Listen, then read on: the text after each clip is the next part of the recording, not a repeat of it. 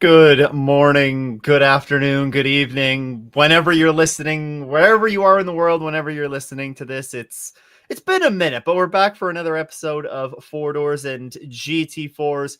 Aaron, we're pretty well a month out from Petit Le Mans.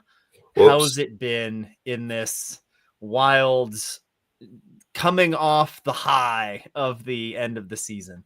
Well, first of all, I just got a notification that we were live on Instagram. So there's a new wrinkle in our mobile friendly version of Four Doors and GT4s. Yes. Um, Hello, Instagram, and also YouTube's vertical feed as well. You can see wow. our lovely faces compressed into a smaller screen size if you would like. You miss all my cool stuff in the background. Yeah. Yeah. Very, very good. Doing very good. Really, enjoying what is a short off season in sports car racing. I had a busy October with IMSA and SRO both wrapping up. True. But yeah, I mean, starts right back over again, right? You'll have weather tech testing this weekend at Daytona. So yeah, I mean, what are we like 63 days from the roar or something like that? So before you Yeah. know it, it's right back here again. Yeah, it's going to be a little it's a little bit wild to think about the like the sports car racing off season. You get like what reasonably 3 months ish, 2.5 months, depending. You're doing SRO and stuff as well. I know WEC just wrapped up, but we have really you know, 8, 9, 10 weeks of off season, and then boom, before you know it, we're right back into the thick of it. So it's nice to unwind for a minute, but also I think everybody's missing our sports car racing championships.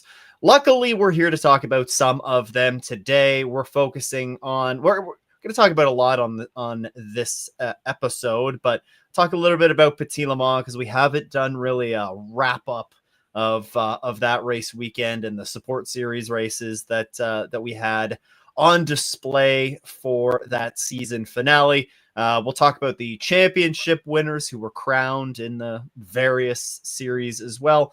And we also have some news that's starting to emerge here. It is the off season after all, and some pretty exciting announcements actually to discuss. But as always, if you guys have any questions, then drop them in the chat, and we will get to them at the end of the show. Now, Aaron, like I said, we'll start off with the Michelin Pilot Challenge and Well, I didn't say we were going to start off with the Michelin Pilot Challenge, actually, but we will start off with the Michelin Pilot Challenge and the Petit Le Mans weekend. We had championships on the line. We had obviously everybody gunning for a race win. Walk us through what you can recall from that weekend, because, like I said, it has been a month now, so I'm not expecting you to recap what you had for breakfast, Yeah. but talk a little bit about the weekend for us. Yeah, I mean the weekend for us was diff for us on the 76 car. It was just probably the most relaxed we'd felt in maybe since going all the way back to like Laguna. We felt like we were the underdogs because we were, and so the pressure wasn't on us, and so we were just getting back to what we did best, which we thought was, being loose and having fun and just letting it rip. And so that's kind of what we did. That was kind of our motto for the weekend for everybody on the car, was just to enjoy that last weekend of the year. Like I said in the episode leading up to it, it's the many emotions go through the final race weekend of the year.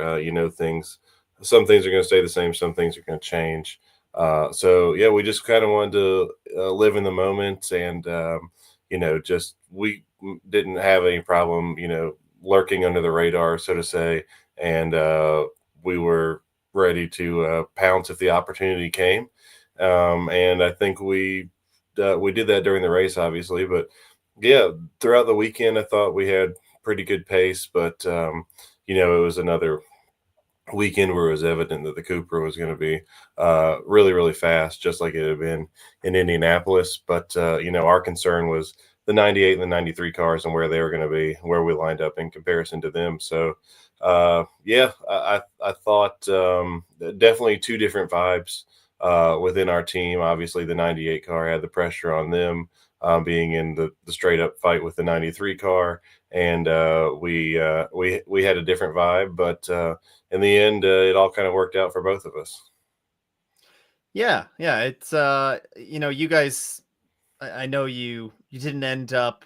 You mentioned the Cupra. You mentioned the Cupra being kind of the class of the field all weekend. You guys ran a great race from. I mean, this was a month ago, but I do recall during that race. You guys. Obviously, you got a good finish out of it, but we're one of the cars that really could challenge there in the back portion of that race, especially, and you guys walked away with a great finish. I mean, you talked about that. This is the most relaxed that it felt like you guys had been all season. I guess a lot of that comes from, as you mentioned, to being the not the hunter anymore. You were the hunted with the big target on your back, which was a bit of a change for you guys from previous years. Is there anything that you can look back on this season as a whole and think like that were big learning moments about being in that bit of a different position? Yeah, for sure. I mean, you can go back and Monday morning quarterback like every race, right? Yeah.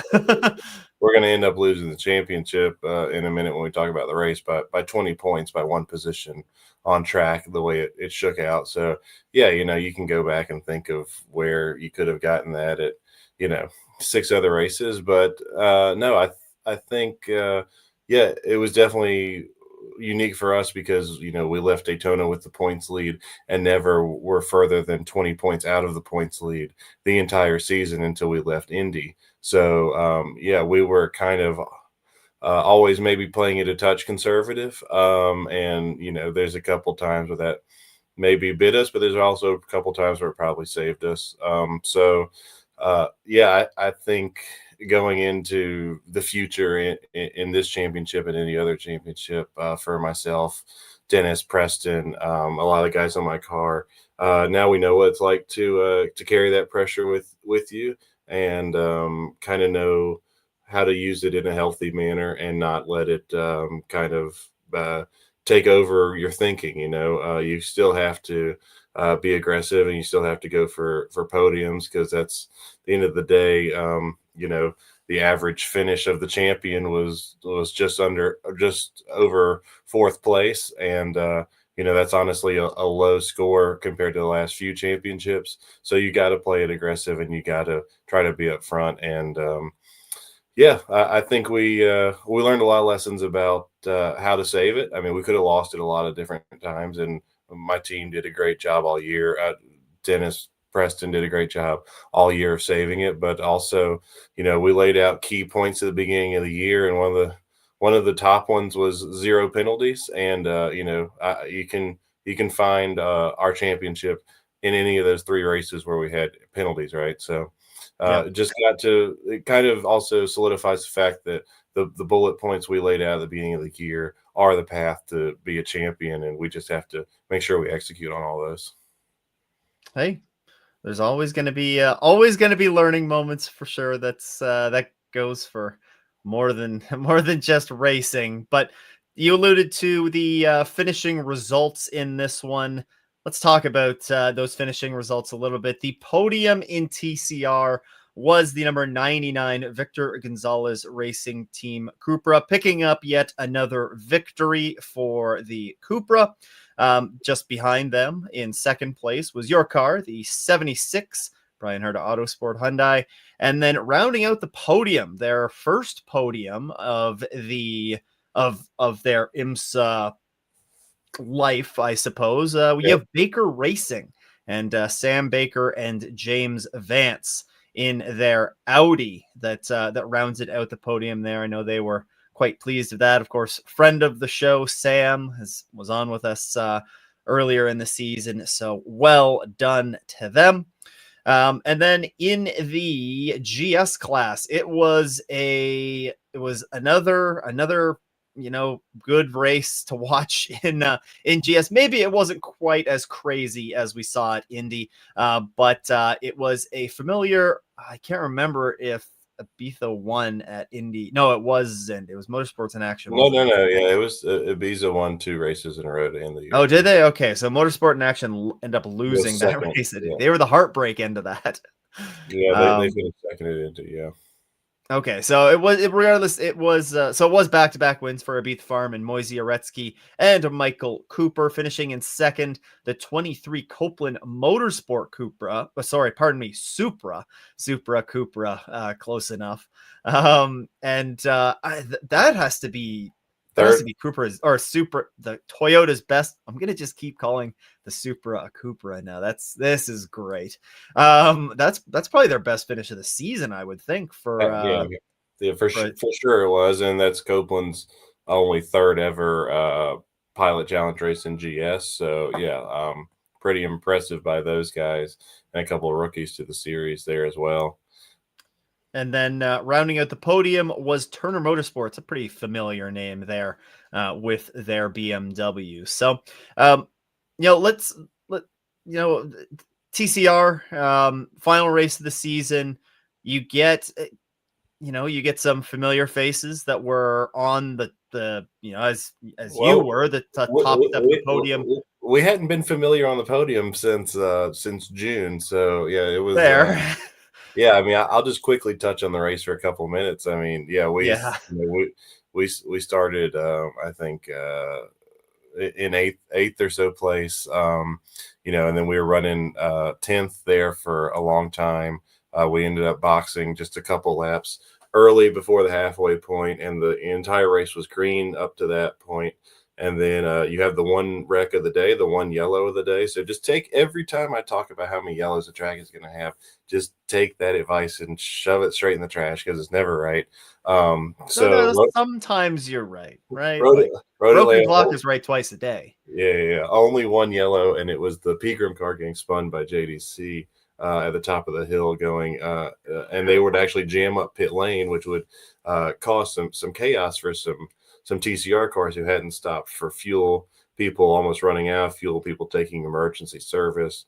As it all shook out, we actually would be back in about 10th place when the race restarted. We ended up having to take the wave by to get our lap back because of how we fell during the yellow in the pit sequence. And then at that point, it was just Dennis doing what he does best, right? Just driving through everybody. He was driving like a man possessed.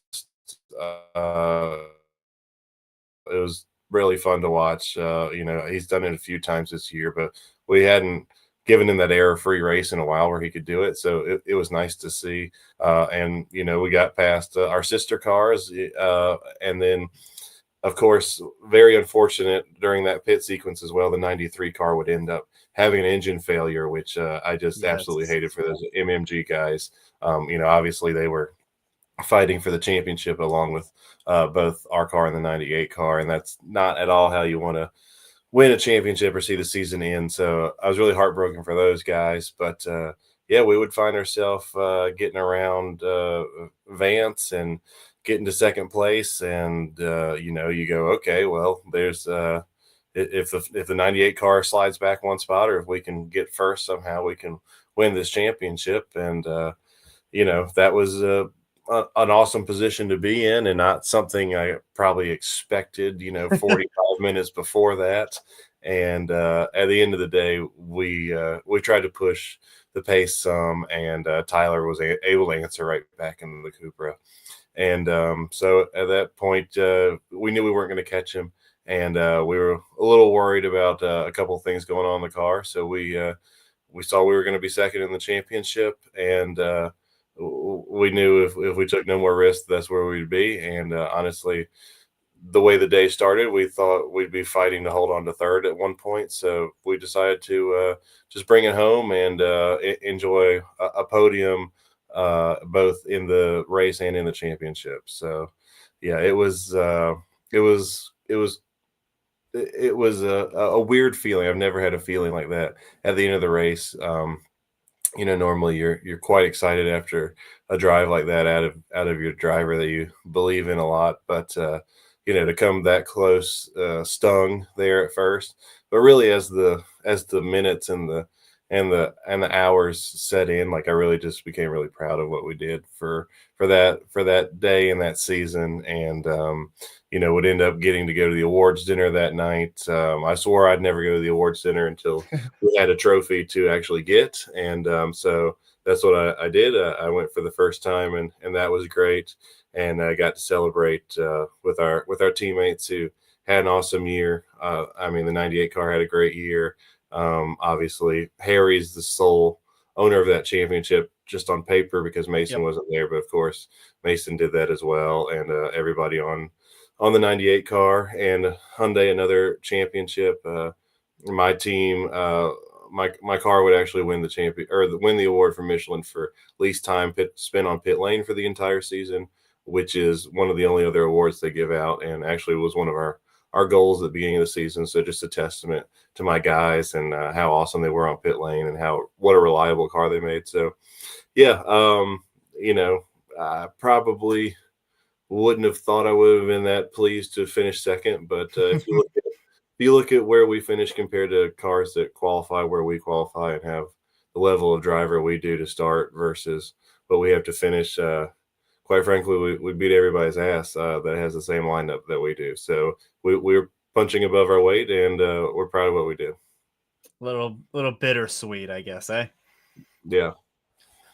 It was fun. It was funny that you mentioned, trying to hold on to, all right, get, that, I guess you mentioned like holding on to the podium, but Andrew Kissinger mentioned James Vance defending that final podium spot in the race with his life as well. There was quite the battle that went Yeah, on there in the yeah, that in the was them final. in the '98 car. Yeah, we were past Yep. Vance at that point, but yeah. Yeah, Um, yeah, but you knew they were. I mean, they're trying to get their first podium of not only the year, but yeah, their their teams ever. And like we talked about in the last episode, it's great momentum to go into the off season on a high. And I'm super excited for those guys because they deserved it. They had a real up and down season, and I'm hearing some. I'm not gonna spoil any rumors or anything, but I'm hearing some great buzz about them for next year and what they got cooking too. So yeah, that's awesome for those guys. yeah. We'll talk a little bit about the future and what we might expect, or in a little bit. But of course, like I said, it is the off season. We're starting to hear the rumors and the confirmations as well coming out. So we have a few of those to talk about later in the show. It wasn't just the Michelin Pilot Challenge series, though. On track at what is it? Michelin Raceway Road Atlanta. I don't know why I almost called it Motul Raceway Road Atlanta. That would Oh be, you see, no. if that had happened, this bib that's behind me would probably come to life, and I don't know. I think the My- podcast might be over at that point. But all my daughters came to the race, and oh, nice. my youngest daughter calls that the mush man. The Mush Is what Man. yeah, she kept saying she wanted to see the mush man again, and it took us a minute to figure out what she was talking about. There are a lot of there are a lot of bibs kicking around that racetrack, that's for Yes, sure. Whether excluding a huge one on the building. Yes, yeah, yes, that's a big mush man. That's like Ghostbusters level. yes, that Uh, is that is the scary mush man. Yes. yeah. Okay. The other races, the other racing series that were on track at during the Petit Le Mans weekend, you had the VP Sports Car Challenge. In LMP3, Oscar Tunio and Valentino Catalano took the race 1 and race 2 wins respectively for those LMP3s. The LMP3s, which if I do recall, I think we had a fairly healthy grid of those. We'll be talking about some more VP Sports Car Challenge news later on. In GTDX, it was Jake Walker that swept both of the races, and Kiko Porto swept the GSX classes. In the Porsche Carrera Cup North America, which had another round actually after Yep. this weekend at Michelin Raceway Road Atlanta. In the pro class, you had Tyler Maxson and Riley Dickinson. In the pro am class, it was swept by Alan Metney, and the masters class was swept by Scott Blind. And then we had the final weekend for the Whelen Mazda MX5 Cup, where Jeremy Fletcher won race 1 and Parker DeLong won race 2. I feel like I kind of say it with pretty much every track that the MX5 Cup competes at, but I feel like I feel like Road Atlanta is like one of the better tracks for that series. Not that there's any bad ones, but it's the way that it's set up to finish like the second half of the lap there, and how that ends up playing out for the MX5 Cup. You have the long straightaway, then the heavy braking zone into the stadium section, and just watching the TV shots of them come over and down the hill and then go 3 wide across the line, sometimes sideways, is a lot of fun. Yeah, you if you're going to talk about the MX5 Cup, you really have to talk about the end of race 1, where you have the 3 guys fighting for the championship going into 10A, and you're going, okay, well, this is about to be awesome, and we're going to have this again tomorrow. And then, unfortunately, Nathan Nicholson would spin Tyler Gonzalez, ruin Tyler's day. Nathan would get a penalty that would throw him to the back of the field, and Jeremy Fletcher would win that race. And then he would, all he had to do was start the next day to win it. Yeah, because he only something like that. Yeah, 100 points in the last race. So yeah, that was really unfortunate, because that should have been an awesome finish, and that should have been lined up for a great day the next day. And unfortunately, one decision changed all that. But that's not Jeremy Fletcher's back-to-back, or that's his second championship in there, right? No, it's his first. Oh, okay. Because Gresham Wagner, I think, took it last year, and then it was Jared Thomas the 2 years before that, I believe. Okay. You're the expert, so I don't know. I feel like Jeremy Fletcher is pretty young. Okay. I don't think he's been in the series for that long, but maybe I'm wrong. I don't know. Yeah, that's great racing from those guys. But yeah, just kind of spoiled by what happened on the last lap of race 1 there. But I mean, I thought it was a really busy weekend, a really action-packed weekend at Road Atlanta.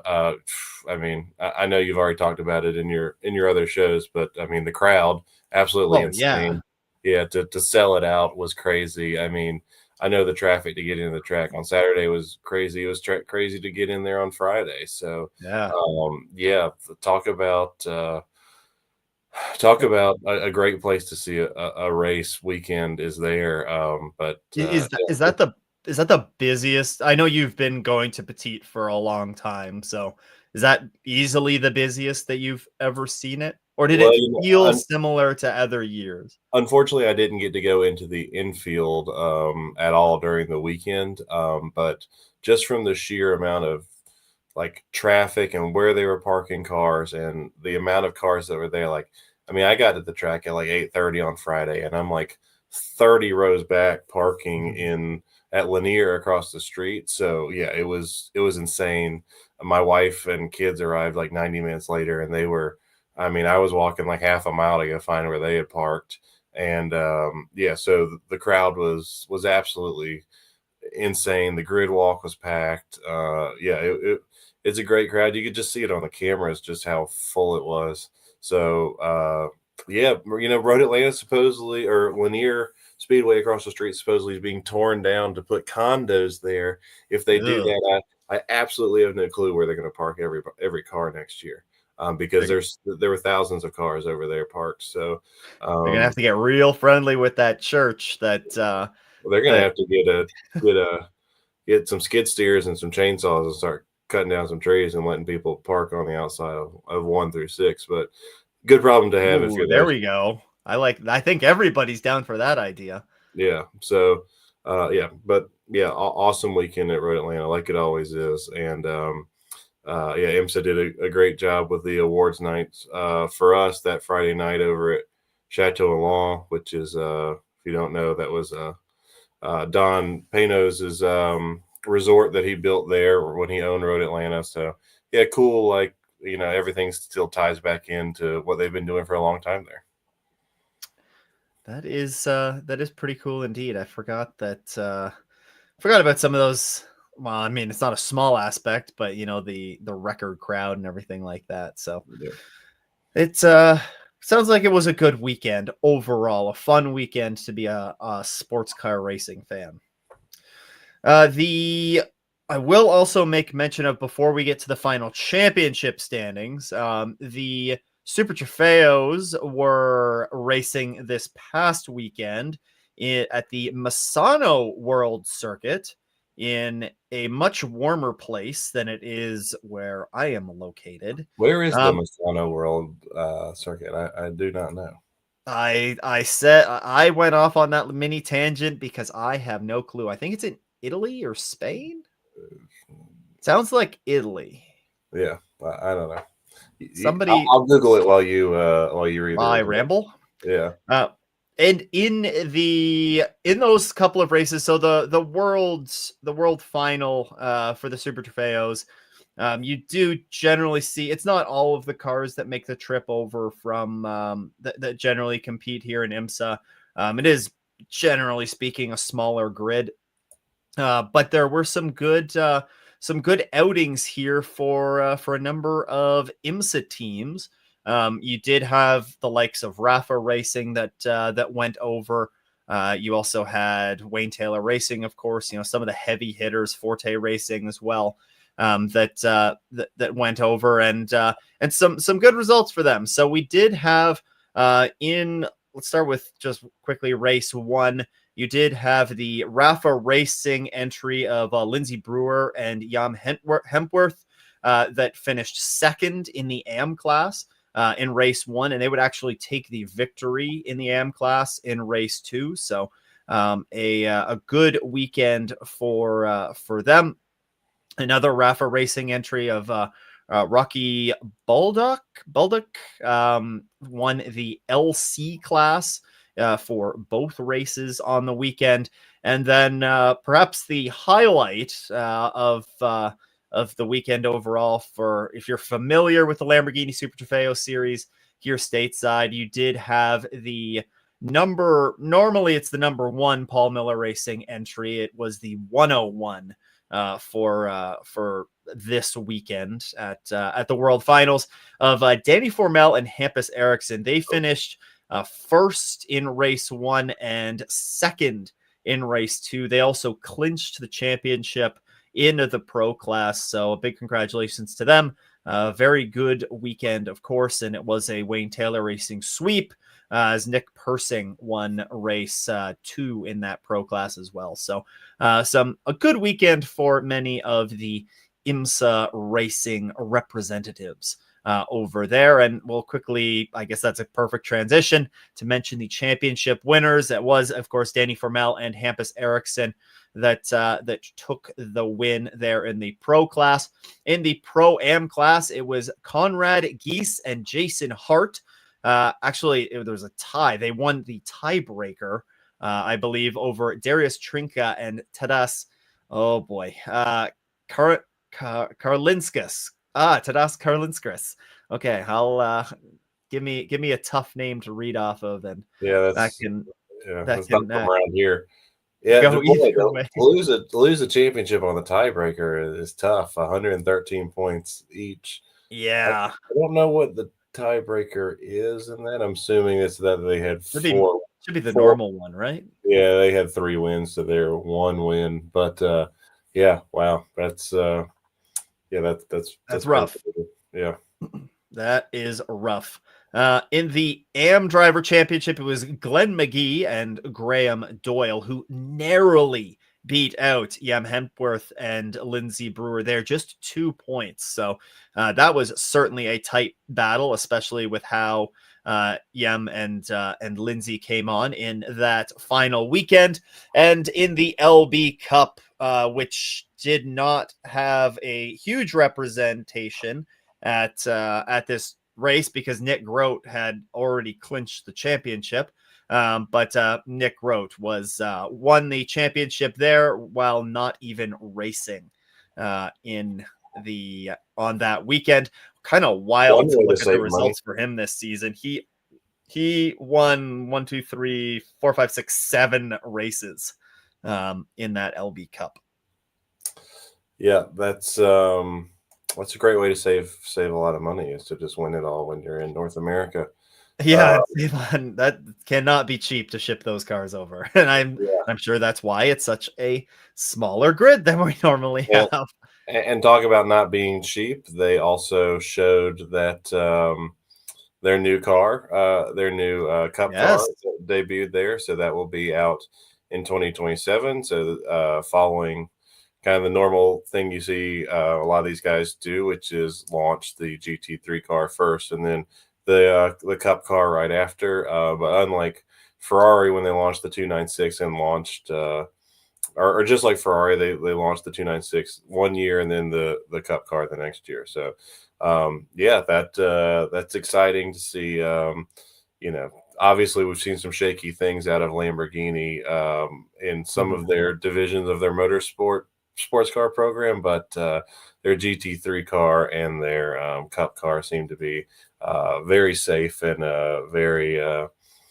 very stable going into the future. I believe their championship doesn't even change locations next year. I think they're running the exact same tracks as they did this year. So obviously their customers seem to be happy with Sebring, Laguna Seca, Watkins, Road of America, and Indy. And they have a healthy grid too, right? They have you do get some pretty healthy, especially you look at the pro class, the pro am class. Like there's some pretty healthy full season representation there. Well, So good speaking to of healthy, and new cars, so that was the at Coda, which was the see. end of the Porsche Carrera Cup North America, which saw Riley Dickinson end up losing the championship there at the last weekend to Ryan Yardley, but that was the farewell of that edition of the Cup car, and the Oh new Cup. yeah. The new Cup car will be here for Sebring next year. I've heard that there are 40 of them allocated to North America. So obviously a couple people are going to have spare cars there, but you expect a nice big grid, and it will not be like in years past where there will be two classes where you can run the old car for 1 year. It is a clean break from Wow. that generation car, and the new generation car starts at Sebring. So expect to see a lot of people testing at Sebring to get used to that new car early. That's wild because that new version, or that now it's the old version, but that new version of the 992 Cup car, that Yeah. feels like it's only been around for like 3 seasons. I Like it wasn't think that long it ago that was they new in transitioned over. 2022, I want to say. Yeah, Yeah, so I guess 4 years. Yeah. yeah, Yeah. it's I don't know, it seems like a short lifespan, but I guess with the Porsche way needs that that money. Come on. How are yeah, they going to get yeah. that hypercar program back if they Yeah, don't yeah, that's what is that what sell they're a bunch trying to of do? Cup They're trying to cars? sucker everybody in to buy Yeah. these Cup cars so they can go to Le And Mans again? then the new then there's an Evo kit, of course, for the GT3 car, and then in 2027 you'll see the new GT4 car, which is based off the 911, which won't be based off the Cayman. So that will be really crazy when you see that. Interesting. Yeah. Interesting. So Porsche's just continuing to cook. They're just Yeah. continuing to Don't worry about Porsche just because they're pulling out of whack. Maybe cook. Wex should fix the DOP. Anyways, That's for moving on. shows. That's for a different show Stu is on. Yeah, that's we don't need to make the IMSA overlords upset this evening. Who's on Hamilton? Um ACF. Anyway, yes. Porsche, a perfect transition for Porsche Carrera Cup, because you mentioned that their season did wrap up at Circuit of the Americas and they crowned some champions.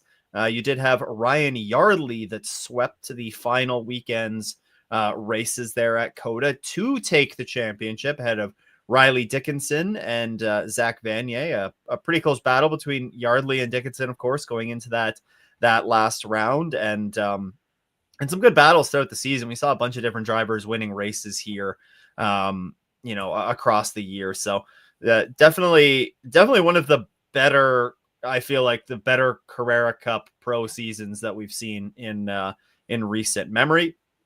Yeah, You because did all. if you Go go ahead. back to the last few years of Carrera Cup, I mean, it's basically just somebody stomping a hole in everyone, correct? As far as the Yeah. championship goes. Yeah, Uh, there was usually like one guy that would run yeah, away with it. And Luke beat Yardley by 90 points last year. So yeah, that was decided before they even got Dakota. So yeah, yeah. definitely a much closer championship than you've seen in years past for Carrera Cup. And obviously, that's, I mean, what's more of a stepping stone than who wins that pro championship in Carrera Cup? Oh yeah.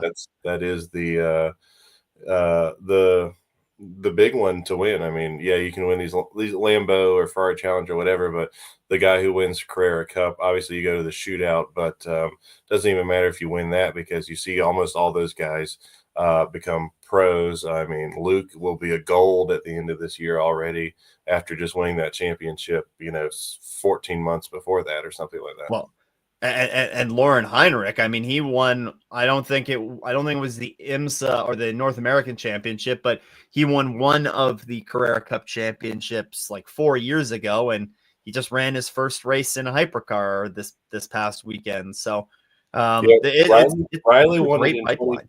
Riley won it in 23 by 140 points. Yeah. Yeah, that was So one of yeah, the runaway seasons. definitely by far the closest it has been in a long time. So yeah, uh,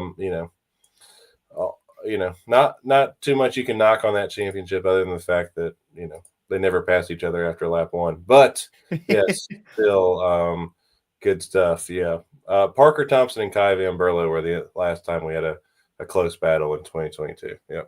Okay.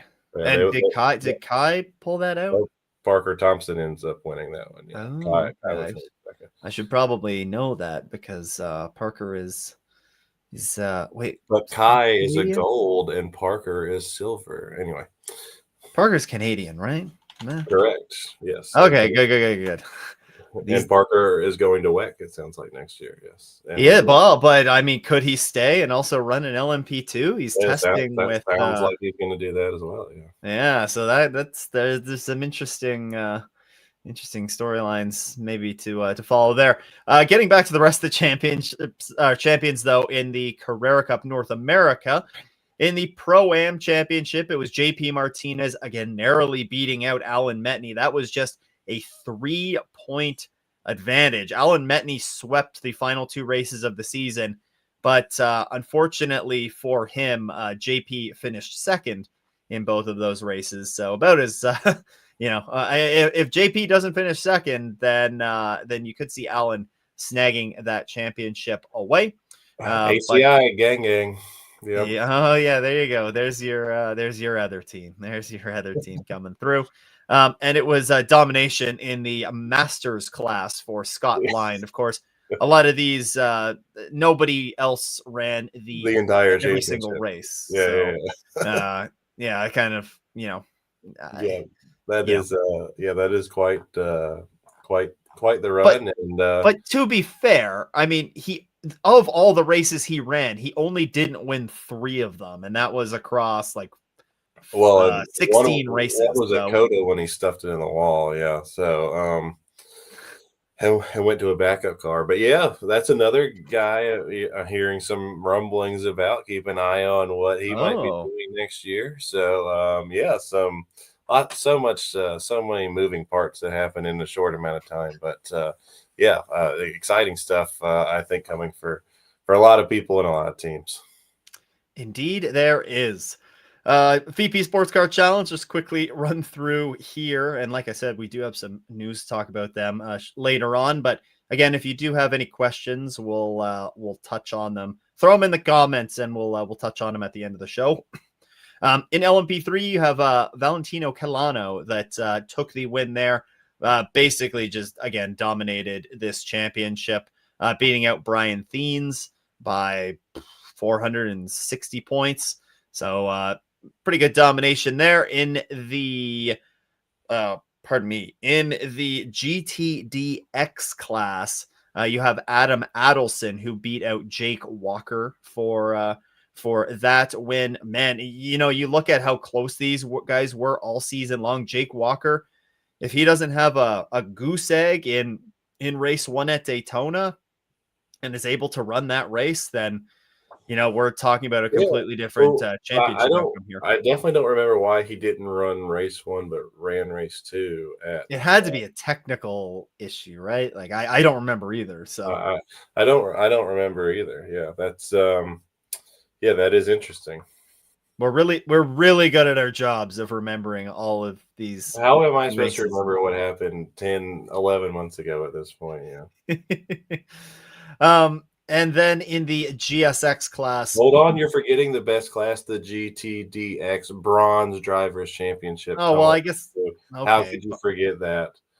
The bronze championship again. There was only one driver that ran all the races, but she did kind of dominate here as well. Samantha Tan, who, of course, a name that we've heard in various championships from SRO and now in IMSA. Another potential driver that she wants to take the step up to the WeatherTech Championship at some point. So Yep. definitely one to keep an eye on and ears out for any developments there. And then you do have in GSX, the championship was dominated by Kiko Porto, beating out Ian Porter there by 600 points at the end of it. And there were a lot of drivers that ran the full season championship. So it was, Kiko did a darn good job there. But on the Bronze Cup or the Bronze Drivers, I don't know if they call it the Bronze Cup in GSX, but it was Ian Porter that won that championship. So well done to Ian. So we have a little bit of VP Sports Car Challenge team news from north of the border, correct? Travis is upset because I believe his driver won some races in GT4. What can we if we can say that Kiko dominated that season? You can win. You don't have to win every race to dominate a season. Let me see what these points are so we can see why Travis is upset. It was like a 600 point win. Yeah, that seems like a lot. I mean, That's kind of a lot. Seems like a lot, Travis. I mean, Moving on. Yeah. Anyway, I believe your friends from Tooth are joining the VP Sports Car Challenge next year with some LMP3s, correct? How could I forget? You're right. They did announce that they're. I don't think they have. I don't know if they have drivers confirmed yet. I think they still said that they were looking for some drivers. And then on their social media as well, it has Michelin Pilot Challenge listed on there. So, yeah, who we saw Tooth run a touch back in 2022 with what was then the brand new Audi for a couple races in Pilot Challenge, but well, they ran and then they ran the GT4 last year and ran it out of gas. Yes, how could we forget? So yeah, they have been in there a couple times, but yeah, I saw they were running some LMP3s at the HSR weekend for Daytona. So yeah, exciting to see another Canadian team. I mean, that's going to be, you have them, you have Baker, you have MMG, you have several, obviously AWA and WeatherTech, but Tower, and then I guess FAF. Do they count? Yeah. No. They're fake Canadians, right? Are they still racing? So yeah. So you mentioned the new Lamborghini. I mean, they're running that sucker this weekend. So yeah. So yeah, cool to see those guys, and that's a championship we talk about all the time. What's going to happen with it? And we were talking specifically about LMP3. So again, maybe that draw of the two drivers, and you can get double funding for that. Might be drawing some more teams with the LMP3 cars into that championship. They were actually the first team to receive in North America the new LMP3 car. So Oh, I didn't realize they had the new ones. Okay, very yeah, no, cool. they got it like back in May or something. So Okay, very yeah, cool. they've had it for a minute, and they have tested it a fair bit from videos I've seen at CTMP. So Very and cool. Yeah. so Nice. yeah, they've that would be a cool thing to see. Of course, yeah, the new LMP3s are coming next year, so we'll have to see how that impacts the number of them that we'll see on the grid. But Yeah, we haven't seen the rule book for that series yet to say if it will be old and new cars together, BOP'd or what. So well, yeah, we kind of have to wait and see. Most likely, we'll see all those rule books posted in the next couple weeks, as WeatherText was finally posted today. So yeah, all right, there we I'm go. probably the only one on here that's like checking the rule book page every day to anxiously awaiting new rule books. But anyway. Well, I saw you made a post on Instagram, which again, if you're just tuning in for the first time, we are live on Instagram right now for the first time And I can ever. see when you comment on Instagram versus YouTube because there's a little tablet square when Oh, Mr. that's actually the YouTube Oh, vertical feed. oh Yeah. boy. Wow, it's hard to keep track of all the technology you have. Yeah, yeah, there's some interesting things in the WeatherTech rulebook. No spoilers though. You have to read all 176 pages to find them. Oh, you're not going to give us the spoilers. You're going to No, make us read I all this. realized last year I gave spoilers, and I had like several people come up and tell me they did not know that, and I was like, "Wow!" I'm like telling my competitors like things in the rule book they might have missed. So you got to read the damn rule book for yourself. All right. Yeah. I'll read the rule book and see how I interpret the rules, and Okay. Yeah. I'll give your competitors some advice. How does that sound? Okay. Yeah. You tell me what you find in there. That's probably the best way to do it, right? Yeah. And then the last championship that we have to crown place. I should have got a little crown, like maybe the Burger King crown or something to put on whenever we crown a You champion. don't want to do that and be on an airplane. That's a different kind of look. Yeah. You do have the Whelen Mazda MX-5 Cup.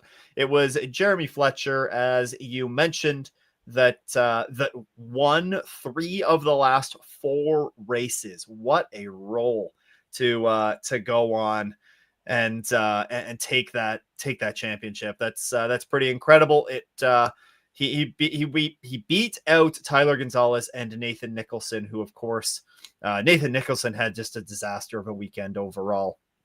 And then Tyler Gonzalez, I mean, you alluded to it a little bit earlier, but yeah, Yeah. Talking another. about a crazy championship. So Jeremy Fletcher had 30 points from one of the rounds at Barber Yeah, and 90 points from CTMP and still won the last race without having to do anything but start, I believe. So, yeah, pretty. Tyler Gonzalez had 2 races where he got 10 points out of it. Yeah, Like yeah, yeah, yeah. And he was still in the championship fight. Yeah, that's that's a crazy. that's a wild season. Well, the first 10 points goes back to that how the season Huge started for those crash. guys with the huge Daytona crash. So, Yeah, that was um, wild. yeah, What a fif- season they had. Yeah, what a season that championship had. 54 different drivers took part in that championship this year. So, yeah, talk about a championship that is alive and well. Come on, Mazda, bring a GTP car back. Come on, everybody likes Hey, a Mazda. imagine the MX-5 as a GTP car, though. There you go. Yeah, open top, bring it back. Oh, open top. That would be something. It'd be like the what do they call that screen in IndyCar? Is it like Oh, the the aero aero screen. screen? Yeah, yeah. Yeah, You do some sort of variation of that. I don't. That's. I mean, you were reading the rules today, right? That's probably not yeah. allowed. That's a frowned upon these days. Well, they could always make exceptions. Sports car racing likes to do that. So Yeah. let's that's all of our champions. So maybe it's time to touch on these couple of news stories that we got Yeah. flying our way. And the first one that we'll touch on here is the Michelin Pilot Challenge. We have You alluded to Tooth a second ago. There's nothing that's hard confirmed there yet, of course. But we do have a confirmation, and it's a social media account that has been very, very active the past couple of weeks, trying to ramp up the excitement for who first who the manufacturer that they are going to be running with, now the drivers who they are going to be running with. Stallion Motorsports is coming to the Michelin Pilot Challenge series in 2026, and they'll be running a Cupra Leon VZ TCR. So that is going to be in partnership with Goo Racing, Yeah. which is interesting. So based on I don't know if you know much or anything about this, Aaron, but does based how I interpret that is that Goo's going to be helping them to kind of get their feet under them, but these are going to be two separate outfits. Is that Mike, or do you know? It also says like logistical partner, so I would guess Okay. that this car will be under the Goo tent and then run under their own brand. If I had to guess, Goo has a very nice setup, They do. a very nice truck and Very trailer bright setup too. already.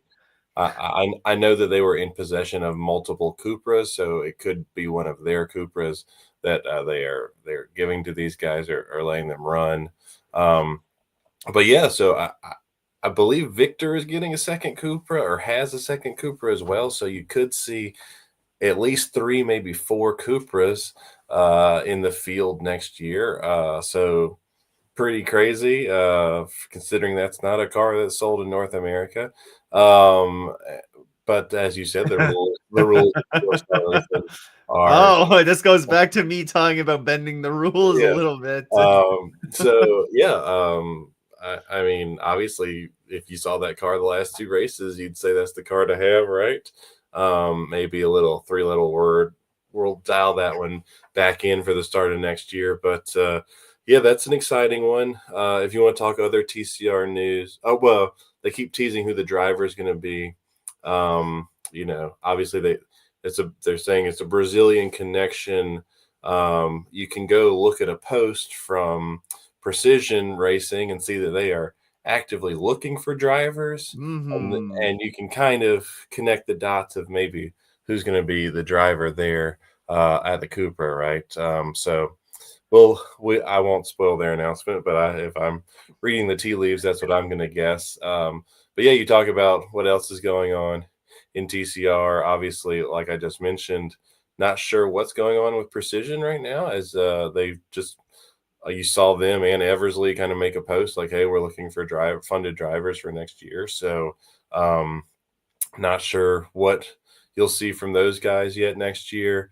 I believe that we know that Sam will be back and potentially back with 2 cars and maybe something going on there. Who knows?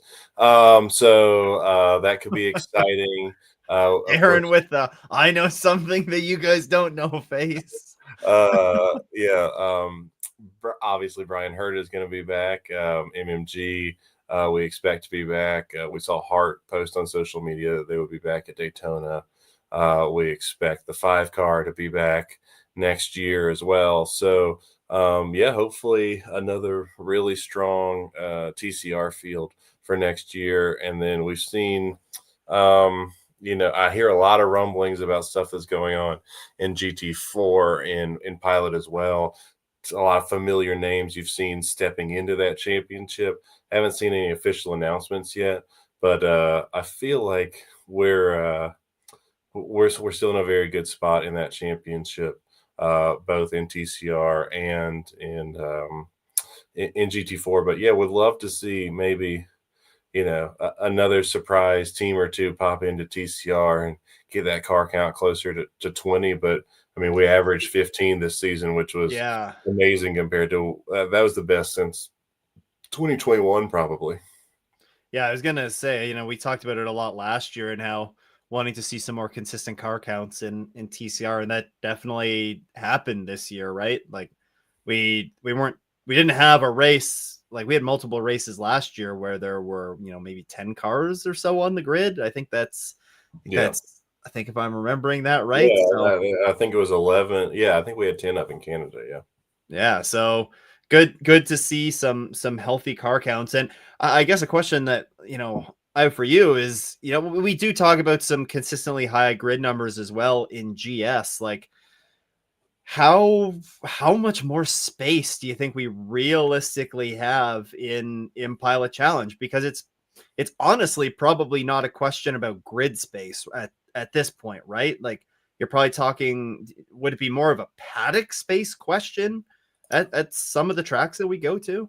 Yeah, hold on. Let me pull up the SR from Oh uh yeah, because they usually list that there, although they will so I oftentimes mean send in the a SR they bit. still have it listed as 60 maximum cars for Road Atlanta, right? So A um lot. yeah, I don't think they would turn them away. What you end up seeing in our championship in paddock limited spaces is actually, and a lot of teams prefer to do this because it's so easy to pack up when you're done, is they will not pull their full canopy out, but they will actually go in under pop-ups, and then you can pack in really twice as many trailers if you don't have people's full canopies out. And then guys like it because you can tear it down in just a few minutes after the race, especially some smaller teams. So yeah, I don't think really the paddock space is too challenging right now. We've seen when we've overflown at Watkins that they've just put some people under their awnings as well. They don't limit it to the garage space. So Yeah. yeah, Oh yeah. I don't think IMSA's anywhere near turning away cars for Pilot Challenge yet. 60 cars on track for That'd Pilot be Challenge would terrifying. be absolutely insane and is pretty exciting. Yeah, that oh man, that would be a sight to see. You have like And then maybe 25 TCRs and they make us 35 go back GT. to Lime Rock with 60 cars. Yeah, be like, oh wow, Oh yeah, yeah, Lime Rock would never get back on the calendar yeah, if there was going to be 60 cars there. You're going to have again like a TCR or GS only weekend. But yeah. if they ever return to Lime Rock, turning Fingers down a crossed we don't. Yeah, turning down a gloomy path with that one. yeah. Um, yeah, so that's seeing Stallion join. I believe that they've run. Is it in the Brazilian Touring Car Championship for some time before? I think I saw. I think so. Yeah, something like that. So And the Cupra that they actually received is the one that was unveiled last year at Petit. It was still all no, decked out in the number. They had the 44 on it, and I guess they did some testing with that car, right? New German oh, was it? Performance No, did. I don't know. They Yeah, I all think come in that gray color that they're all using. Like Victor has the gray color on his car still as well. Yeah. So yeah, I'm pretty sure this is the first one that got shipped over. So yeah, by the time we get to our preview episode for Daytona, hopefully we'll have a bunch of new cars to talk about. But I think from what I hear, it sounds mostly positive. Obviously, you're probably going to lose a team or two here or there, but mostly yeah, good things I'm that's hearing about normal. for next year. Yeah. Yeah. Yeah, I guess do you know when the entries closed for Pilot Challenge now? Do you know? I do not know, but I know you won't see it till Yeah. a The week like couple weeks before. before the roar, You probably, see it right? the Wednesday, the week before the Roar, so we won't know until January 7th at 2 p.m. or something like that. Yeah. Set your calendars, ladies and gentlemen. Set an alarm. Put it Yeah, in your phone we'll be right now. live January 7th night to break it all down for you. Emergency podcast breaking down the And the V Michelin Pilot and Challenge the grid. VP Challenge will randomly have 50 cars that weekend, and then have 12 the rest of the season like they did this year. Yeah, 50 cars and then 12. yeah. Don't joke around. That's too It's true. painful. It's what happened. Yeah, It's too painful.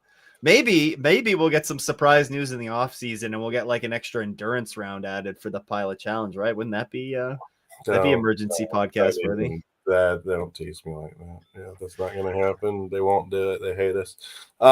If we keep talking about it, they're bound to listen to us at some point, right? Yeah, that's for sure. Yeah, this is We definitely what they're all listening to. We willed the increased car count in TCR into existence this year. Why That's can't we true. will Yeah, this to I'm existence? gonna will the Endurance Cup into Pilot Challenge. Maybe Uh, you could start like an uprising in the Michelin Pilot Challenge paddock, and you guys can just stay on track for an extra couple hours, you know, during one of Perfect. these race weekends. What's the Yeah, worst that could happen, right? they can't kick you all out, right? Exactly. Um, yeah. So, but talking about the VP Challenge, let's talk about the hidden news in VP Challenge that Yeah. is like a secret, and someone explain it to me because I want to know. So, um, as we still don't have a lot of details about what's going on in VP Challenge next year, as far as we know they're going to have these 4 extra weekends that are 2-hour races that are on USAC weekends, but will be supported by IMSA Technical and Michelin. But now we get news via John Doonan on a podcast that a BMW spec car will randomly be running in these 4 races as the second series on track. And other than a Rogue Sports Car 365 article, I've seen no news about this. And that race is in like 4 months. So, yeah, tell me how the new BMW M2, which is returning after being gone basically for a year. I know it's returning to SRO as well in TC in that new class. But yeah, tell me about this, Stu. What's going on?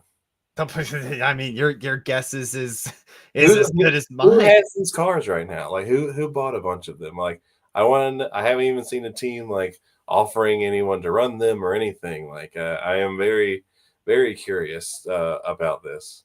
Well, it kind of sounds in line with some of the VP sports car challenge, like like some of the other classes, right? Where it's very, very low car. I mean, LMP3, I guess, is low car count than The car was GTD. somewhat strong in SRO. Like I mean, there were definitely like 7 or 8 of them, but So is this the same car that well, ran in SRO? it's the new version of the car, right? Yeah, so Okay. there's a new one, which is what is supposed to save the car count in TC next year for SRO. But yeah, yeah, I don't know. There's like no news about it. I haven't seen any teams like selling seats or anything for it. I want to engineer one. It sounds fun. Reach out to me if you need somebody to engineer one. But yeah, it's just like a thing that was thrown out there with no press release or anything, which is kind of un-IMSA like. So uh, Yeah.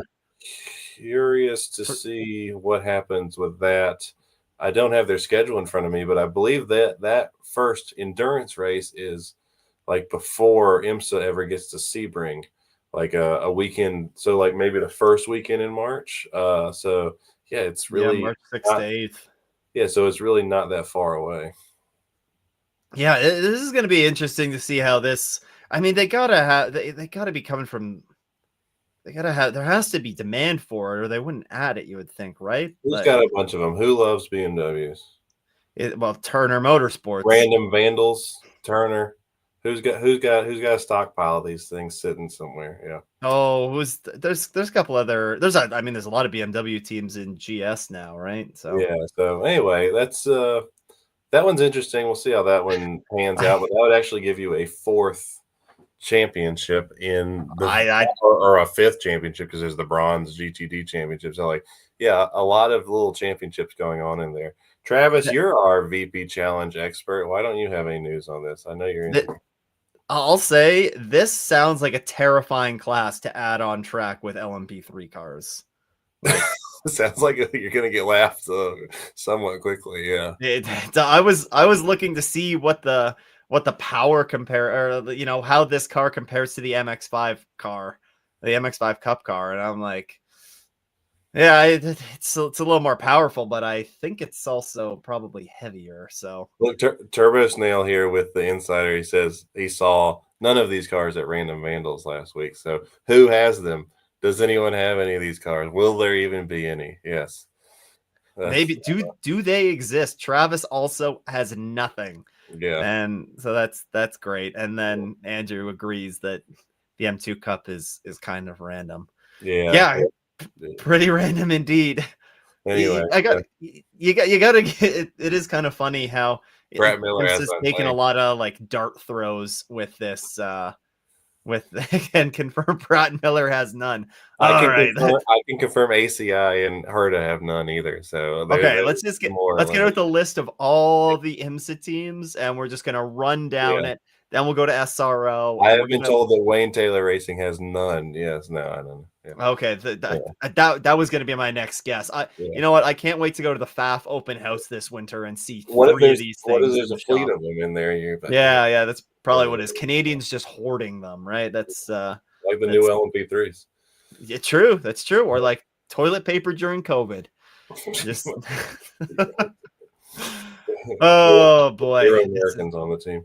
none. We got none at BCI. We got WRT running. Yeah, true. WRT. They're gonna have the new shop. So Yeah, yeah, um, this will become the new story to follow this off season. yeah. It's As soon as we find one, we will go live on our new mobile version and emergency podcast. tell you that we found one. Yeah. So Oh man. I don't know what other news do we have, Stu?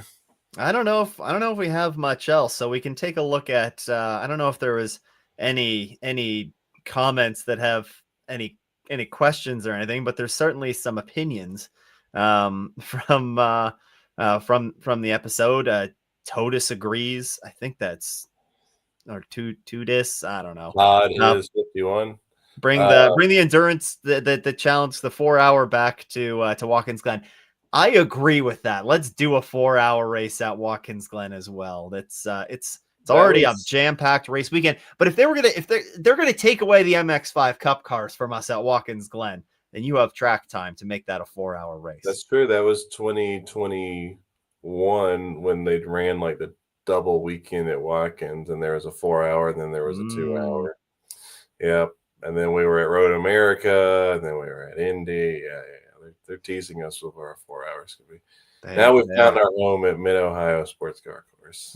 Yeah, you get your moment there. Dude, that better be on your calendar for 2026. We better see you at Mid Ohio so you can check that one off your list. The big one. That's true. I am gonna need to check that off list. I do want one of the ones that I think I'm gonna check off next year is Sebring. So you haven't been to Sebring yet? I have not been to Sebring. So that's definitely a great one to check out. Yeah. If you haven't been to Sebring and Laguna, then you gotta go to those two for sure. Okay, now you're talking about the other side of the country here. Yeah, so there's these things called airplanes. I know you're scared of them, but yes. I spent a decent amount of time on an airplane this past weekend, so I'm not scared of airplanes, but I'm scared of the people that can sit beside you on those airplanes. They're a little scary sometimes. Yeah. Andrew said, "Hallelujah, heart." So yeah. If we hadn't spun Hart, then hey, he should be happy for Hart, because if we hadn't spun Hart, then we would have won the championship, and instead Andrew won the championship. So there you go. You can thank Hart. There you go. Travis says Cupra North America 2030. Close enough. Yeah, close enough. Again, bending the rules. Yeah. We have the Turbo agreeing that the Tooth Boys are awesome. I would agree. They're Canadian. They have to be awesome, right? Yeah, and just talking 1 second, like globally for TCR, I don't know if you saw this or not, but TCR's World Championship that they've keep trying to plan every year and keep canceling like 3 weeks before because no one enters.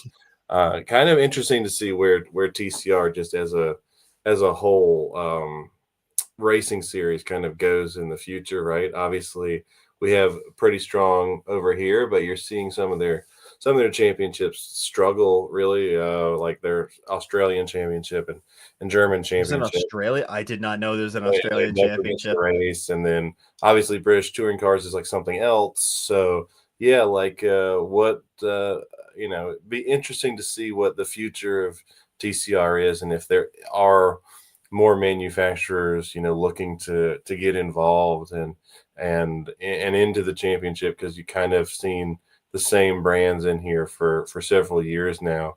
Yeah, the Cooper comes in, okay, whatever. But yeah, the only one really in the World Championship that you don't see here is the Lincoln Co., which is a Chinese car that's not made and not sold in the U.S. So yeah, it will be interesting to see. We know IMSA has his deal signed for a couple more years with TCR still, but yeah, kind of probably in the next 12, 18 months, is there life? Are there Evo kits coming? Are there new cars coming? Is there more manufacturer involvement? You'd hate to see it go the way of World Rally Championship, where you just see less and less manufacturers, and then Yeah. when you're in panic mode at that point. We need Mazda to dust off that Yeah, car that they made and run it. yeah. Need Doonan to pull the Mazda back out, but yeah, Yeah, but obviously the dude, GT4 platform has no problems at all. I mean, GT4 couldn't true. is very strong all over the world, including in North America in several different championships, not only Pilot Challenge, but Trans Am and SRO as well. Well, you know what? URL. If TCR does go away in a couple of years, or if it dies off, then it's a good thing we have that M2 Cup, right?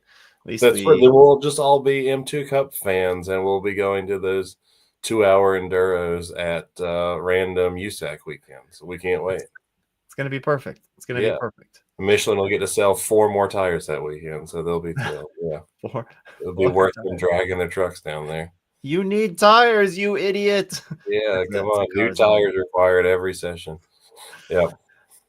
We did have this is, I think, one of the few comments from the mobile stream that was going. We had Dylan drop in. I think Dylan's actually going to be at the IMSA test this week.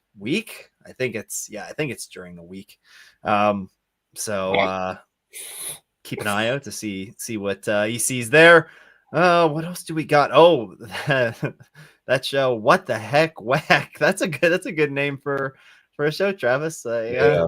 Well, somebody's gonna have to have a podcast about those cars, since Sports Car 365 is bailing on us. Yeah, who's gonna give us all of our whack? Not official. Yeah, not official. Okay. Somebody just need their gentleman driver to come in. I guess we're gonna have to step up and be the #1 sports car podcast. Yeah, that's true. We can do it, right? We're gonna the weekend sports cars. Better watch out. Better watch out. Turbo Snail also mentioned the inaugural Veterans Race of Remembrance was this past weekend at VIR, and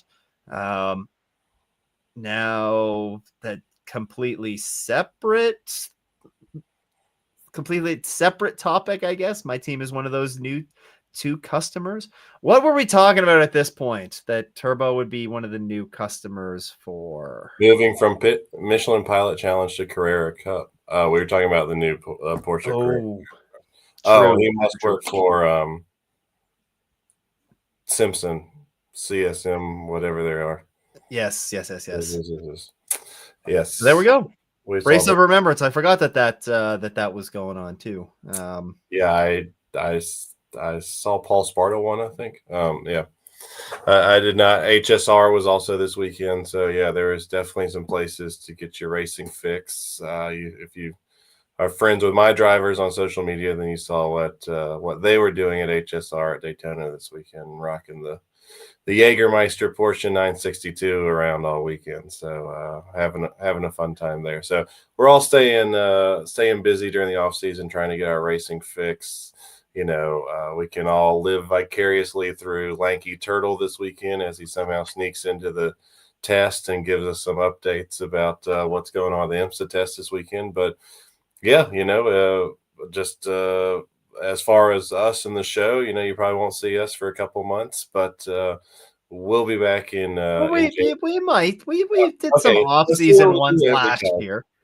We did not do anything last off season. We always say who knows? Maybe we'll get inspired and just start interviewing people, and we'll post. I swear we did some last season. Did we? I don't think so. We did. Maybe. Where did we go? We did a championship weekend, and then we did a Daytona Daytona preview. You're darn right. That's how Yeah, it went. maybe So we'll do a Christmas episode. You never know, but yeah, yeah, we probably. can dress up as Santas Yeah. and we can give away Stu and I those both have lots of M2s. We can give away M2s.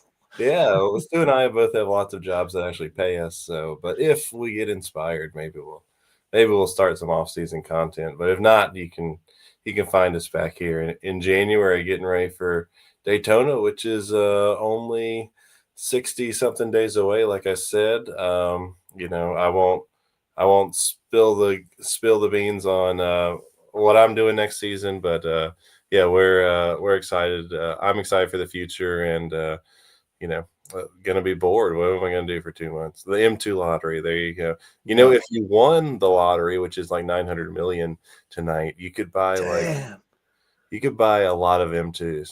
You could have your own championship of M2s.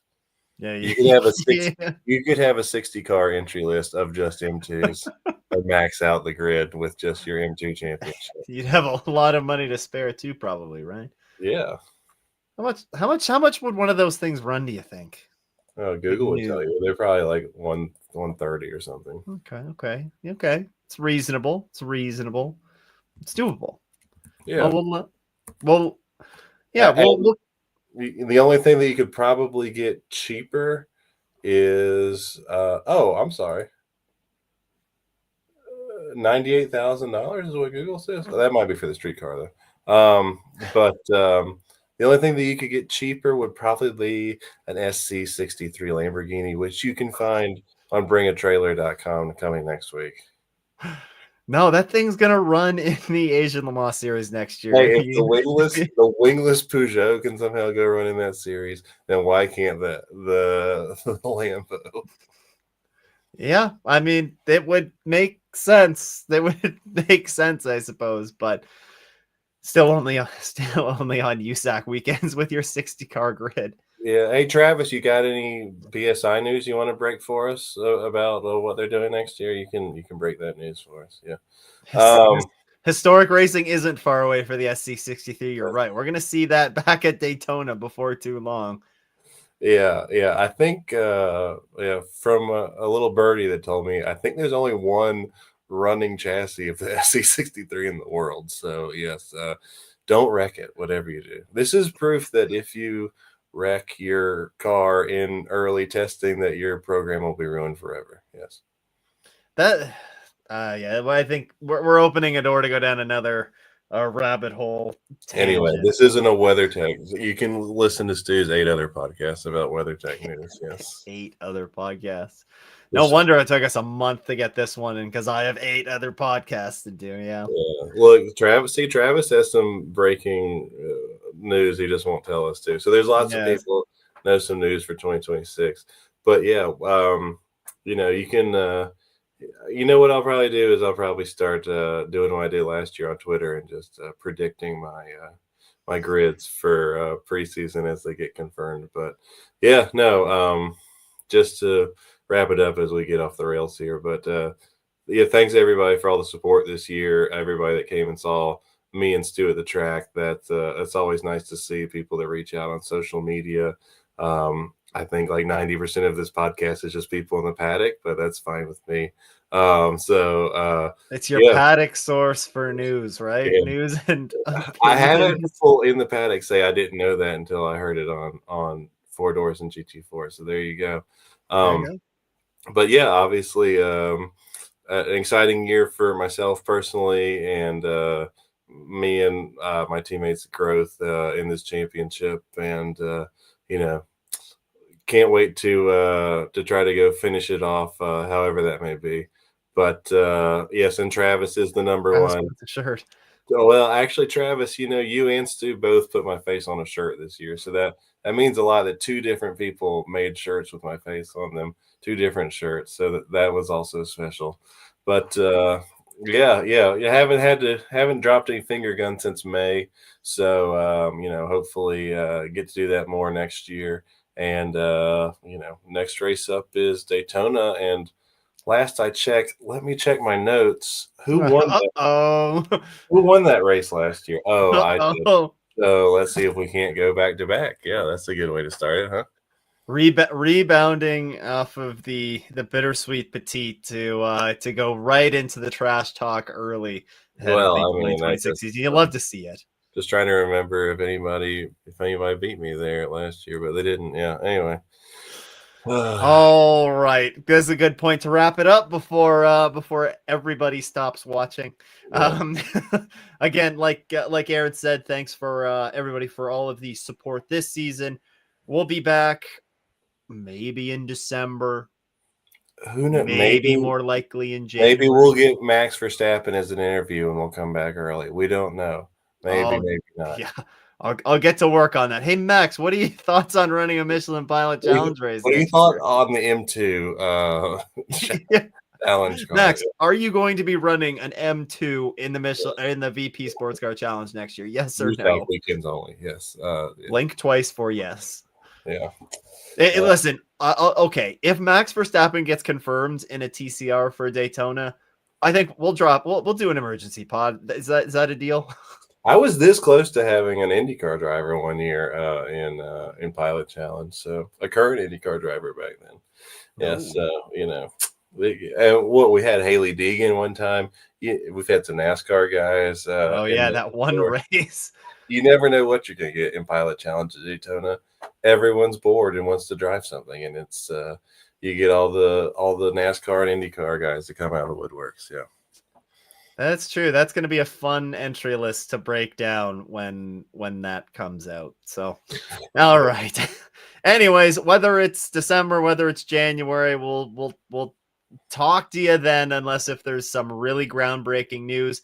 Thanks again for a great season, and we will talk to you when we talk to you next. What an ending. Goodbye. Just a killer ending. Yeah.